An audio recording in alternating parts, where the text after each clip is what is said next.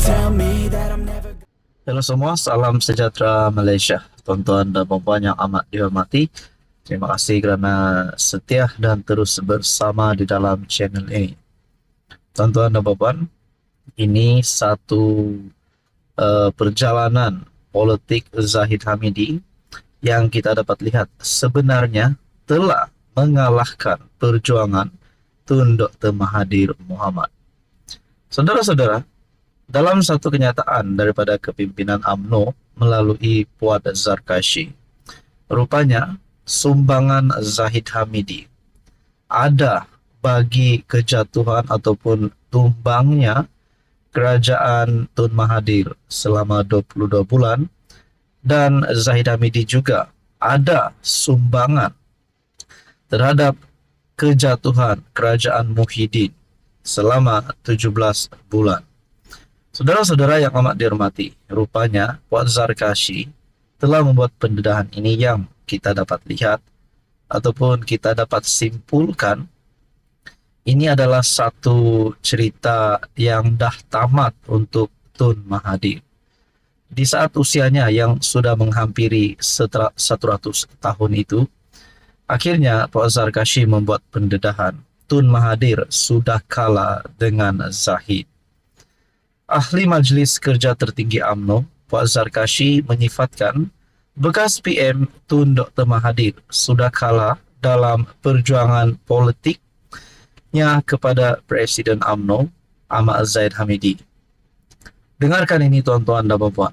Menurut beliau, segala-gala yang dilakukan Dr. Mahathir telah gagal, termasuk UMNO yang tidak mati. Datuk Seri Anwar Ibrahim berjaya menjadi PM, manakala anaknya Datuk Seri Mukris tersisih daripada dunia politik. Ujarnya, Dr. Mahathir hanya berjaya memenjarakan bekas PM Datuk Seri Najib Tun Razak. Oleh itu, sumbangan Zahid jatuhkan kerajaan 22 bulan Tun adalah benar. Sumbangan Zahid jatuhkan kerajaan 17 bulan Muhyiddin juga benar. Dan yang menarik saudara-saudara, ini yang perlu kita ambil perhatian. Dan sumbangan Zahid UMNO berkuasa sehingga hari ini juga benar. Tun M tidak suka mengalah, kali ini dia kalah. UMNO masih ada tempat berbakti kepada rakyat. Berehatlah Tun, jasamu tetap dikenal. Menerusi kenyataan daripada Puan Zarkashi, menerusi catatan di laman sosial FB beliau. Sementara itu, kata Muhammad Puan Zarkashi, Dr. M bagaimanapun betul apabila mengatakan beliau meletakkan jawatan sebagai PM atas kerelaannya, bukan kerana Zahid. Tun M kata dia letak jawatan atas kerelaannya, bukan kerana Zahid. Dia berbuat demikian kerana bersatu tidak mahu mendengar nasihatnya. Itu betul, nasihatnya tidak lagi laku. Usaha terakhir untuk jadi PM interim, bukti dia tidak mahu lepas jawatan. Itu pun gagal, terpaksalah dia letak jawatan. Ketika itu PKR dan DAP mahu Tun M kekal. Mahathir tubuh pejuang untuk kembali jadi PM, tetapi time's over katanya. Adakah dengan ini saudara-saudara, masa untuk Mahathir sudah sampai. Masa untuk Mahathir berehat ataupun meninggalkan politik sudah sampai. Saudara-saudara, dalam kenyataan yang lain rupanya Tun Mahathir membuat satu kenyataan mengejutkan. Zahid bukan hero, tak perlu dabik dada selamatkan UMNO. Akhirnya Mahathir membuat pengakuan yang diterbitkan melalui Malaysia Kini bertarikh 12 Ogos.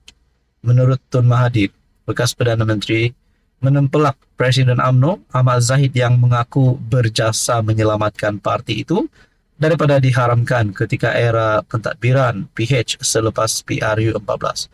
Tapi kita dapat lihat apa yang kenyataan yang dikeluarkan oleh Puan Zarkashi, di mana bagi saya kenyataan daripada Puan Zarkashi ini lebih power, lebih maksud saya lebih menggigit, dan saya percaya saudara-saudara tuan-tuan dan puan, Secara pribadi, apa yang dikatakan Puan Zarkashi ini ada benarnya. Tun Mahathir sudah kalah dengan Zahid. Saudara-saudara, apa komen Anda berkaitan dengan ini? Halo semua, salam sejahtera Malaysia, tuan-tuan dan bapak yang amat dihormati. Selamat datang ke channel Vels Lifestyle. Saudara-saudara, sebelum ini kita sudah mendapat maklumat di mana Dayam Zainuddin dan istrinya didakwa. Ini berkaitan dengan tidak mematuhi notis dan juga berkaitan dengan pengisytiharan harta ataupun aset.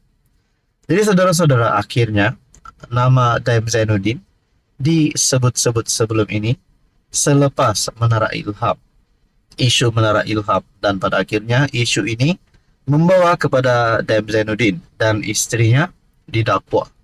Nah, saudara-saudara, rupanya selepas saya membuat spekulasi, adakah kalau benar Dayam Zainuddin dan istrinya benar-benar bersalah, adakah kedua-dua mereka akan ditangkap masuk penjara? Kalau benar ditangkap, agak-agak berapa lama hukuman penjara Dayam Zainuddin dan istrinya? Adakah sama dengan bekas Perdana Menteri Najib Razak selama 12 tahun hukuman penjara, yang kini Najib Razak berada di penjara Kajang? Nah, saudara-saudara, tuan-tuan dan bapak yang amat dihormati, selepas ada berita tentang Dayam Zainuddin ini, di dalam ruangan komen melalui media sosial, melalui YouTube, khususnya YouTube, melalui YouTube saya sendiri, rupanya ada komen yang pasti mengejutkan Dayam Zainuddin dan juga istrinya, dan sudah pasti kepada penyokong-penyokong Dayam Zainuddin. Tangkap di penjara 10 tahun, denda RM 10 bilion, dan sebat 10 rotan. Bagi hukuman sebatan rasanya tidak sesuai bagi Dayam Zainuddin. Kalau saya tak silap, hukuman sebat ini hanya bagi ada peringkat umur ataupun peringkat usia. Jadi saudara-saudara, rupanya ini komen, pasti satu komen yang menunjukkan bukti penolakan rakyat kepada Dayam Zainuddin. Tangkap di penjara 10 tahun, denda 10 bilion. Dan ada juga komen lain yang mengatakan terbaik kalau ditangkap sebab uang rakyat dan uang negara disakau terlalu banyak sehingga jadi kaya raya. Kalau salah wajib dipenjara, kan baru adil. Saudara-saudara, tuan-tuan, memang benar, kalau benarlah Dayam Zainuddin dan istrinya bersalah, sudah pasti hukuman itu perlu dikenakan supaya ini menjadi satu pengajaran kepada mana-mana individu di rakyat Malaysia, individu di kalangan rakyat Malaysia, dan juga di kalangan ahli politik. Ini pasti satu berita duka cita untuk Tun Mahathir, karena beliau adalah sekutu rapat Tun Dayam Zainuddin.